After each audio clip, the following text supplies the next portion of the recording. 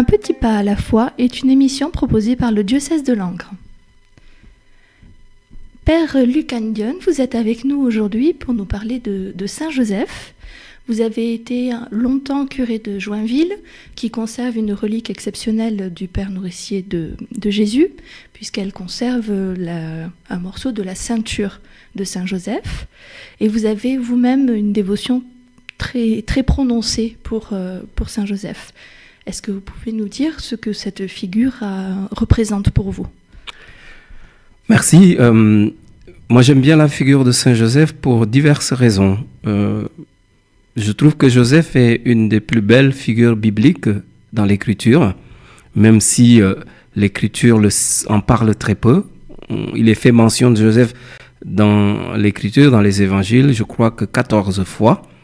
Mais ces 14 fois mentionne des choses assez importantes dans la vie de Joseph et dans la vie de la Sainte Famille, et j'allais dire par conséquent aussi dans la vie de l'Église.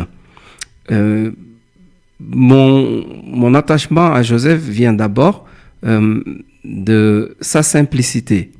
Je trouve que cette simplicité de Joseph est racontée d'ailleurs dans ce que l'Évangile dit de lui. Et cette dévotion aussi, elle est enracinée dans la manière dont l'Écriture qualifie Joseph. La première qualité que l'Écriture attribue à Joseph, c'est de dire que Joseph est un homme juste. Et j'aime à dire que la justesse de Joseph, c'est cette confiance qu'il a portée dans ce que le Seigneur lui demandait comme mission. Et oui. Voilà. Ce qualificatif apparaît au moment où il se demande s'il doit renvoyer Marie et où l'ange vient lui dire qu'il peut l'accueillir en toute confiance. Voilà, parce que Joseph, c'est un ami des anges. Vous remarquerez dans l'Écriture, plusieurs fois, les auteurs de l'Écriture mentionnent que Joseph a eu des songes dans lesquels un ange lui apparaît pour lui parler, pour lui rappeler, pour lui confier la mission que Dieu attend de lui. Et je pense que c'est ça qui fait sa justesse. Voilà, j'aime bien parler de justesse au sens où c'est ça qui l'ajuste au projet de Dieu. Et c'est ça qui est important. C'est vrai pour nous, dans la foi, dans l'espérance et dans la charité, nous cherchons à nous ajuster au projet de Dieu. Au projet de Dieu sur chacun personnellement, mais aussi au projet de Dieu pour l'humanité, pour l'Église. Et je pense que Joseph a bien compris cela. Et sa place dans la vie spirituelle, sa place dans l'Église, sa place dans l'histoire du salut, vient de cette manière dont il a toujours accepté de s'ajuster au projet de Dieu, à ce que Dieu veut. Et c'est vrai, nous le disons dans le Notre Père, que ta volonté soit faite. Et c'est pas toujours facile de s'ajuster à la volonté de Dieu, parce que parfois nous comprenons la volonté de Dieu de manière pas toujours simple, parce que dans notre vie, il peut arriver des choses difficiles. À Joseph, il est arrivé des choses difficiles. C'est pas évident qu'il accepte Marie après avoir constaté cette grossesse dont il n'était pas l'auteur. Mais il a voulu s'ajuster justement, être à l'écoute, et à la fin, il a accepté de s'ajuster à ce que le Seigneur demandait.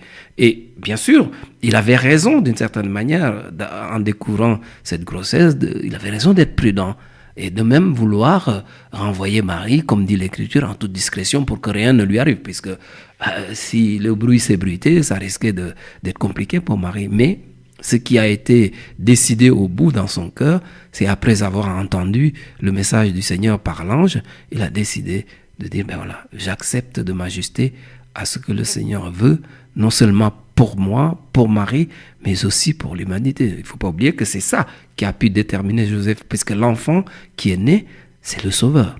Voilà.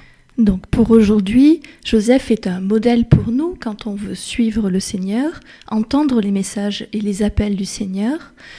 Traditionnellement, il est aussi présenté comme un modèle de la bonne mort.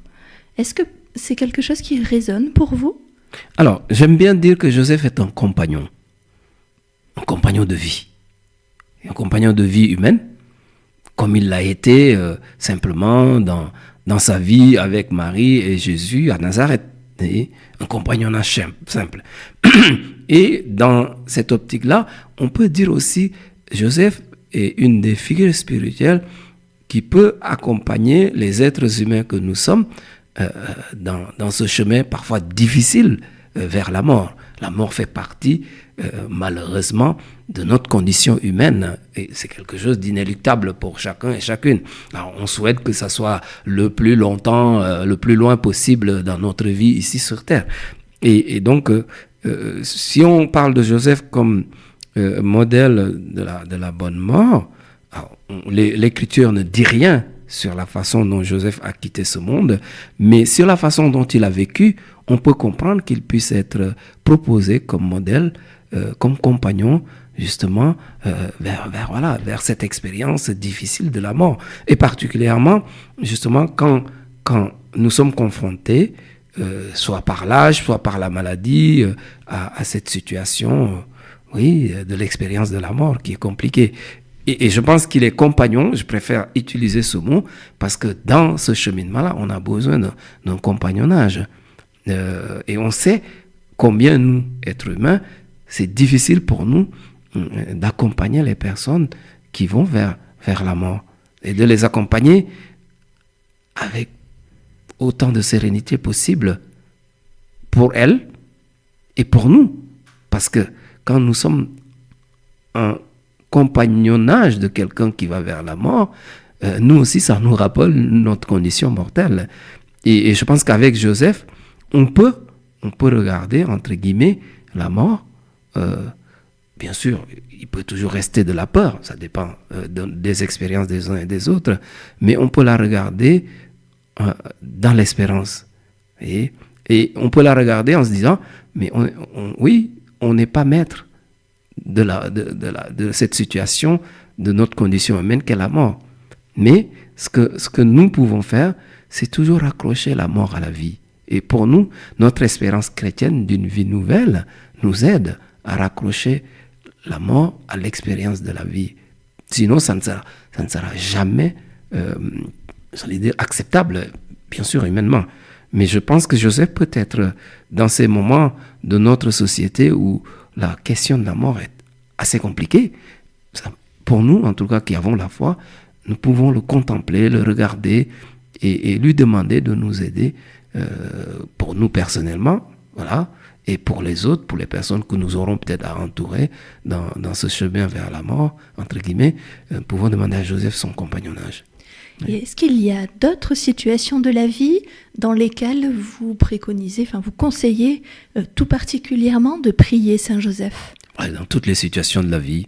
Et bien sûr, parfois il peut y avoir des situations particulières. Je pense en famille, dans la vie de famille, et dans les joies de la famille, mais aussi, hélas, parfois dans les peines de la famille, quand il y a des conflits, quand il y a des choses où on n'arrive pas à trouver la voie.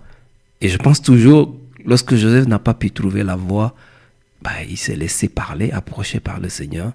Et nous pouvons lui demander, quand nous sommes dans des impasses dans nos vies de famille, dans nos vies de communauté, voilà, que ce soit une communauté de vie humaine, dans nos vies de communauté de foi, paroisse, ne pas oublier, demander à Joseph, parce qu'aujourd'hui, beaucoup de choses dans la société sont devenues des impasses.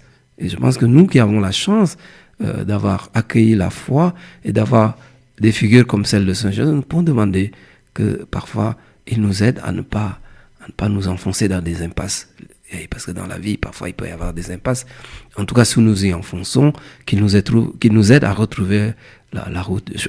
J'ai souvent cette image, ça m'arrive parfois quand je ne connais pas des lieux, prendre une rue et puis au bout c'est une impasse. Et parfois c'est des impasses très étroites pour faire demi-tour, c'est pas facile. Et parfois il faut savoir spirituellement faire demi-tour. Et Joseph nous aide, je pense, à faire demi-tour. Lui, il a eu des sacrés demi-tours à faire dans sa vie, quand il a découvert ce qui arrivait à celle qui lui était promise. C'était pas évident. Et parfois il faut savoir faire demi-tour dans la vie. Il n'y a aucune honte à faire demi-tour. Mais ne jamais rester bloqué. Et je pense dans des situations de vie de famille, dans des situations... Je pense aux jeunes aussi. Les jeunes, parfois, dans des situations d'angoisse. Demander. Et je pense que Joseph a dû être angoissé par tout ce qui est arrivé autour de la grossesse de Marie. Et dans les situations d'angoisse, il peut nous aider. Dans les situations de déprime, il a peut-être un peu déprimé, le bon Joseph, pendant quelques jours. Il s'est demandé qu'est-ce qui lui est arrivé. Mais il a fait confiance à Dieu. Il est allé, il a écouté, il a cherché. Et bien, je dis aux jeunes, parfois ne vous laissez pas abattre. Parlez à Joseph, demandez-lui de vous aider. Demandez-lui de recourir pour vous à Dieu pour que vous puissiez sortir parfois de situations qui peuvent être compliquées.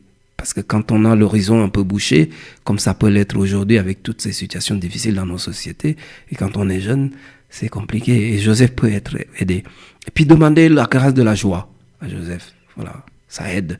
Quand il y a l'épreuve, on a besoin de joie pour ne pas se laisser submerger, enfoncer par tout ce qui peut être compliqué. Joseph, pour moi, c'est mon petit talisman. Je m'excuse de dire ça comme ça, mais parfois, quand c'est un peu compliqué, je dis, mais écoute, allez, mon bon Joseph, mon pote, là, il faut faire quelque chose, parce que sinon, je vais m'enfoncer, c'est pas bon. Voilà. Besoin de lui pour rester parfois la tête hors de l'eau, et parfois pour tenir debout, et parfois aussi pour marcher gaiement. La vie n'est pas faite que d'épreuves. Elle est aussi belle. Père Lucas, merci beaucoup pour cet éclairage sur Saint Joseph. Vous nous donnez vraiment envie de prier ce saint et puis d'aller à Joinville, découvrir sa ceinture. Merci beaucoup pour le temps que vous nous avez accordé, puis à bientôt. Merci.